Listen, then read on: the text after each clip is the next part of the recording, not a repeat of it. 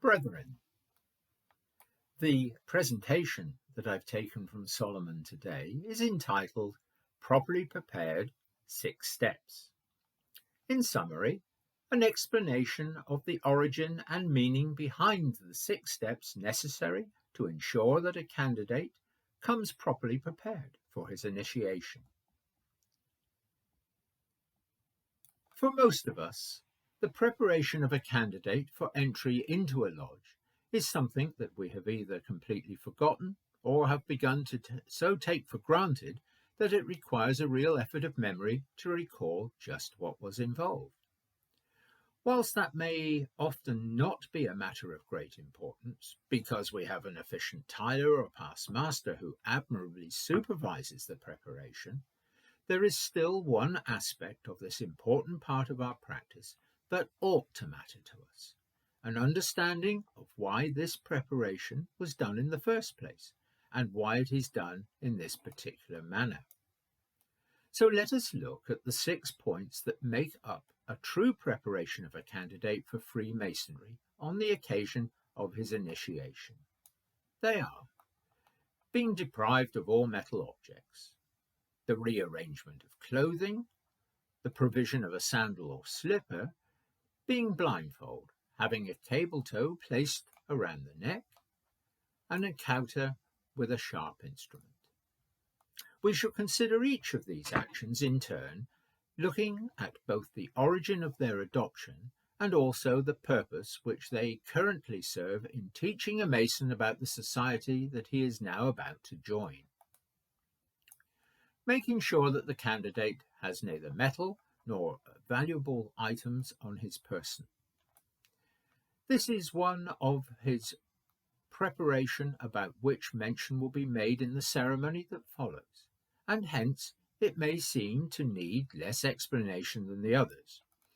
What is behind it, however, can only be fully appreciated when we recognize the situation in which this practice first appeared in Freemasonry.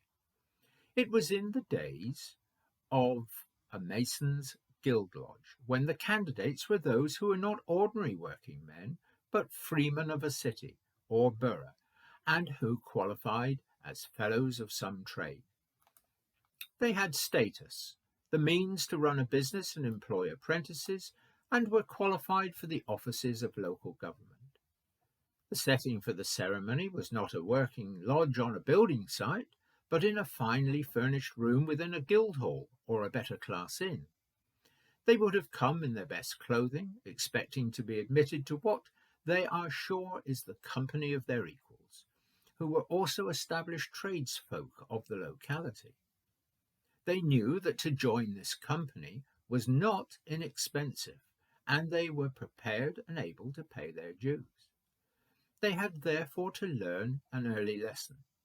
Entry to Freemasonry is not something you can buy. If you are to be admitted to this fraternity, the most important asset is yourself, and not your bank balance, your jewelry, or your gold watch. It is therefore essential that on your initial entry to a lodge you should be seen to be without your normal possessions and relying on your own character as a man of good report for your acceptance.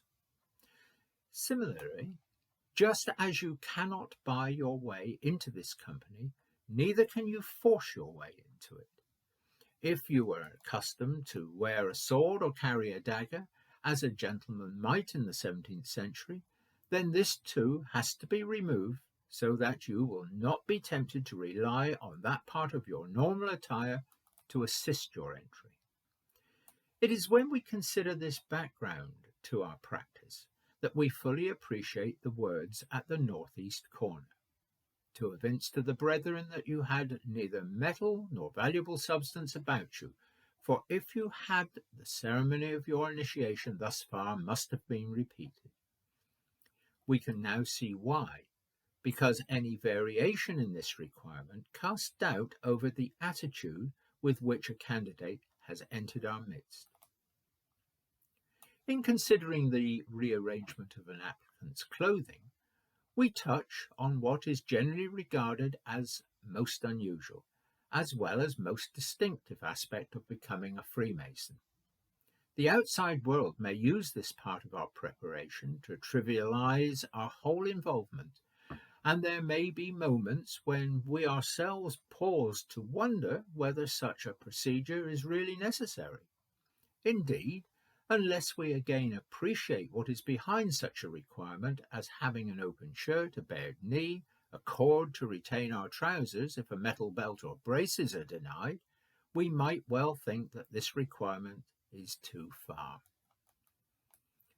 In fact, what we are being asked to represent here is a working mason of the Middle Ages.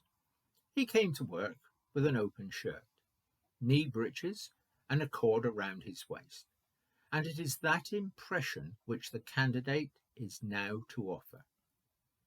When, in what were ex-guild lodges, candidates had not been apprentices in stonemason's trade presented themselves, the working mason present required that the least the candidate could do was to come in the age-old manner of working mason apprentices.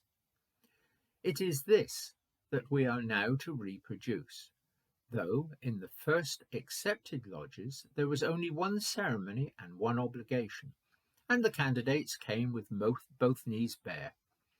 It was only later that the idea of dividing up the ceremonies led to one leg exposed in the apprentice degree, the other in the fellowcraft degree. If we are ever challenged in future about the way in which we entered Freemasonry, a short history lesson may be in order. So why do we have this next preparation of a slipper on one foot? Surely this has nothing to do with the way in which working masons were dressed, and it hasn't. This practice was begun in the days when there was a lodge attached to a mason's trade guild at the time of Elizabeth I, when what we call symbolic ritual was beginning to be created. All this early ritual was based on stories and events taken from the Bible, which had recently been translated into what was then modern English, and was much more available for families, schools, and individuals to read. The story from which this incident of a slipper comes is the Book of Ruth, which spoke about Boaz. The story goes that when Boaz wanted to make Ruth part of his family, he made his way to the gate of the town where the heads of the families met. There he took off one of his slippers and handed it to the head of the family of Naomi, her mother-in-law, in which Ruth had become a member. When the head of the family accepted the slipper, it meant that he approved of the person named leaving his family and joining that of the person whose slipper it was. So Ruth became the wife of Boaz. A slipper given was the sign of joining another family, and that is what is now to happen to the candidate. The lodge hands over a slipper, and the candidate, by accepting it, agrees to become the member of this new family of the lodge. The slipper also means something else, as some early rituals show. The question was once asked, "What is that which you are wearing?" The answer was, "An old shoe of my mother's." And the meaning of that exchange was that the candidate was recognizing that from the start of his Masonic career he is indebted to his mother lodge for something needed in his initiation. He is at once reminded of the bond that is being formed between him and his new Masonic family. The reason why a candidate is hoodwinked or blindfold follows very naturally from what has just been explained. Some explain that the blindfold as being necessary so that the candidate could not see the interior of a lodge or the members gathered there before he has committed himself by an obligation to confidentiality. That may have been one of the original reasons, though given that nowadays possible candidates are invited to ladies' evenings, to meetings with the lodge members, to a lecture to which potential candidates and their partners are invited, or white table nights, it seems hardly a good enough reason to continue the practice. The main reason for the blindfold is so that from the very outset we can both test and create the candidate's full reliance and trust in those whom he cannot see and almost certainly cannot know. The candidate is asked at the very start of his journey into the lodge in whom he puts his trust. The answer expected is in God. Yet we cannot see God, and our very trust is therefore being tested. In exactly the same way, the worshipful master tells him that he may with confidence follow his guider, whom he cannot see, and nothing will happen that he needs to be afraid of. This is the first step in becoming a trusting member of the very same lodge that has given him his slipper. Even before many words are spoken, we are teaching our candidate the lesson of what being a brother really means. He also has a cable tow placed around his neck. Here we can be more certain as to what this is meant to teach. After all, there will be a moment before long when the worshipful master explains that such an item around his neck would have rendered any attempt to retreat equally fatal. It is true that the cord around his neck does link up with the old type of penalty which is not now administered, but only explained. What is interesting is that it is not called a rope, a cord, or a halter. It is called a cable tow, which is a maritime term and seems so out of place in a society which derives from men who built structures on land. Medieval masons used ropes and cords and halters for their cart animals, so why should we now have a cable tow put around the neck of an apprentice Freemason? The answer is very significant. It connects with the same reasoning behind the use of doves on the top of most deacons' wands. What we see here is a very ancient connection with the Bible story of Noah and the ark.